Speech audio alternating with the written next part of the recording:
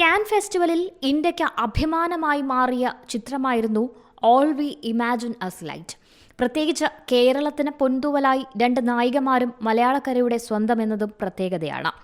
പായൽ കപാടിയ സംവിധാനം ചെയ്ത ചിത്രമാണ് all we imagine us light. എന്നാൽ ചിത്രം ഇന്ത്യൻ തിയേറ്ററുകളെ കീഴടക്കാനായി എത്താൻ ഒരുങ്ങുമ്പോഴാണ് ചിത്രത്തിനെ വാങ്ങാനായി OTT പ്ലാറ്റ്ഫോമുകളൊന്നും തയ്യാറാകുന്നില്ല എന്ന സംവിധായകനായ ഹൻസൽ മേത്തയുടെ വാദം.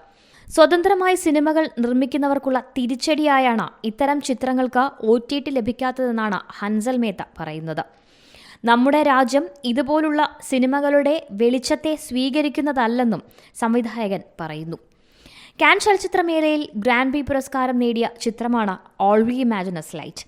മലയാളത്തിന്റെ സ്വന്തം കനകകുസൃതിയും ദിവ്യപ്രഭയുമാണ് ചിത്രത്തിന്റെ പ്രധാന കഥാപാത്രങ്ങളെ അവതരിപ്പിച്ചത്.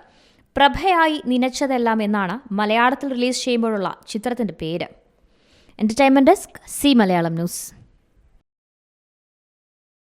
ഏറ്റവും പുതിയ വാർത്തകളും വിശേഷങ്ങളും വിരൽ തുമ്പിലറിയാൻ സി മലയാളം ന്യൂസ് എല്ലാ ഡിജിറ്റൽ പ്ലാറ്റ്ഫോമുകളിലും ലഭ്യം.